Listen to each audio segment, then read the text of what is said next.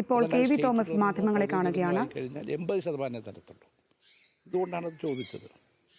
മാത്രമല്ല, ഇവരിപ്പോൾ അനുവദിച്ചിരിക്കുന്ന സ്റ്റേറ്റ് ദുരന്തം ഏതാണ്ട് 388 കോടി രൂപ. അതിൽ 80% കേന്ദ്ര ഗവൺമെൻറ്റിനുള്ളൂ, ബാക്കി നമ്മുടേതാണ്. അത് വെച്ചുകൊണ്ട് കേരളത്തിൽ നടക്കുന്ന എല്ലാ ദുരന്തങ്ങളും പരിഹരിക്കാൻ, കടൽക്ഷോഭം ഉൾപ്പെടെ. അതുകൊണ്ടാണ് ദേശീയ ദുരന്തമാക്കണമെന്ന് പറഞ്ഞത്. ഇതുകൂടാതെ നമ്മളിത് മിനിറ്റ് നമ്മൾ നോക്കിക്കൊണ്ടിരുന്നു. ഇവിടെ നോംസ് അനുസരിച്ച് കൊടുക്കാൻ വേണു തന്നെ ചീഫ് സെക്രട്ടറി തന്നെ ഫോളോ അപ്പ് ചെയ്താണ്. അങ്ങനെ നമ്മൾ മെമ്മോറാണ്ടം കൊടുത്തു. ഇത് കഴിഞ്ഞ് ഓഗസ്റ്റ് 8 മുതൽ 10 വരെ കേന്ദ്ര ടീം വന്നു, വിവിധ വകുപ്പുകൾ കൊടിയിൽ. അന്ന് വേണു പോയിരുന്നു. അവരുടെ റിപ്പോർട്ട് കിട്ടിയെന്ന് മിനിസ്റ്റർ പറയുന്നുണ്ട്.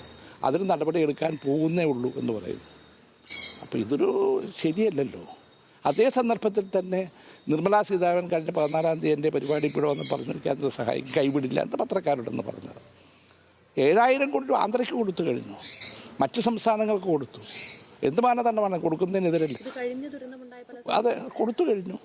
എന്തുകൊണ്ട് കേരളത്തോട് ഇങ്ങനെ ഒരു നെഗറ്റീവായിട്ട്? അതിൽ കേരളത്തിലെ BJPക്കാരും പ്രതിപക്ഷം ഒറ്റക്കെട്ടായി നിൽക്കണം. അത് കേരളത്തിൻ്റെ പ്രശ്നമല്ലേ, ഇതൊരു സംസ്ഥാന ഗവൺമെൻറ്റിൻ്റെ മാത്രം പ്രശ്നമല്ലല്ലോ. അതിനൊരു ഒത്തുതീർപ്പുണ്ടോ? അത് നിങ്ങളെ കാര്യം സ്ട്രോങ് ആയിട്ട് അത് നമുക്കറിയില്ലല്ലോ. അല്ല, നോംസ് അനുസരിച്ചാണ് കൊടുത്തത്. അതിപ്പോൾ അവർക്ക് പരാതിയില്ലല്ലോ, ഈ കത്തിൽ പറഞ്ഞിട്ടില്ലല്ലോ. കാരണം അത് കൃത്യമായി ഞാൻ ഫോളോ ചെയ്തതാണ്. കേന്ദ്ര ഗവൺമെൻറ് നോംസ് നോക്കി അതിൻ്റെ ഡീറ്റെയിൽസ് എടുത്ത് പിന്നെ നമ്മുടെ ചീഫ് സെക്രട്ടറി വേണു തന്നെ നേതൃത്വം കൊടുത്ത് മുഖ്യമന്ത്രി സൂപ്പർവിഷൻ ചെയ്ത കാര്യമാണ്. ഇതിൻ്റെ ഒരു പരാതി അവർക്ക് അതിൽ പറയാൻ പറ്റില്ല. ഇത്ര കൃത്യമായിട്ടുള്ള റിപ്പോർട്ടാണ് നമ്മൾ കൊടുത്തിരിക്കുന്നത്.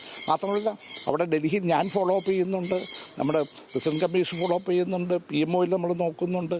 ഇത് ഞാൻ കൈകാര്യം ചെയ്ത ഒരു വകുപ്പായതുകൊണ്ട് എനിക്ക് നേരിട്ട് എല്ലാവരും അറിയാം. അതുകൊണ്ടാണ് ഇപ്പോൾ ഈ മറുപടി കിട്ടിയത്. നമ്മൾ തുടരെ ഇതിൻ്റെ പുറകെ കൂടിയിട്ടുണ്ട്. ഇപ്പം പല കാര്യത്തിലും കേരളത്തോടൊരു അവഗണന, അത് ശരിയല്ല. കാരണം എയിംസ് വന്നു, ഞാനും കൂടി വന്നതിന് ശേഷമാണല്ലോ. അപ്പോൾ അവർ സ്ഥലം ചൂണ്ടിക്കാണിക്കാൻ പറഞ്ഞു. നമ്മൾ കോഴിക്കോട് സ്ഥലം എടുത്തു. ഇപ്പം എന്താ പറയണേ? അപ്പോൾ അവർക്കൊന്നും പറയാനില്ല.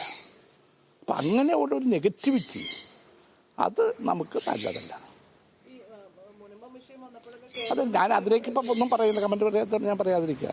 ചെറിയ പ്രശ്നങ്ങൾക്ക് അവർ പെട്ടെന്ന് ഇടപെടുന്നുണ്ട്. അല്ല, നമ്മളിത് ഫോളോ അപ്പ് ചെയ്യും. ഇതങ്ങനെ ഒറ്റപ്പെട്ടു പോകാൻ പറ്റത്തില്ലല്ലോ. കേന്ദ്രത്തിൻ്റെ ഈ ഫെഡറലിസം തകർക്കുന്നതിനെതിരായിട്ടുള്ള നമ്മൾ സമരം നടത്തി, ചരിത്രപരമായ സമരമാണ്. ഞാൻ ഡൽഹിയിലുള്ള എൻ്റെ 50 വർഷക്കാലത്തിൽ ഏറ്റവും ആകർഷിച്ച സമരമാണ് മുഖ്യമന്ത്രി നേതൃത്വത്തിൽ കേന്ദ്രം നടന്ന സമരം. എല്ലാവർക്കും അറിയാം. അപ്പോൾ നമ്മൾ നമ്മുടേതായ മാർഗത്തിലൂടെ, ഒത്തിരി മാർഗങ്ങളുണ്ടല്ലോ. നമ്മുടെ ജനങ്ങളുടെ സമ്മർദ്ദം, വിവിധ രാഷ്ട്രീയ പാർട്ടികളുടെ സമ്മർദ്ദം, നിയമ കോടതിയുണ്ട്, ഇങ്ങനെ പല മാർഗങ്ങളുണ്ട്. നമ്മൾ എന്തൊക്കെ മാർഗങ്ങളാണോ ഉപയോഗിക്കേണ്ടത് അതെല്ലാം നമ്മൾ ഉപയോഗിക്കും. എല്ലാവരുടെയും, പ്രതിപക്ഷം മാത്രമല്ല, ഇവിടുത്തെ കേരളത്തിലെ BJPക്കാരെ സഹായിക്കണ്ടേ? കേരളത്തിൻ്റെ പ്രശ്നമല്ലേ ഇത്, പിണറായി വിജയൻ ഗവൺമെൻറ് പ്രശ്നം അല്ലല്ലോ.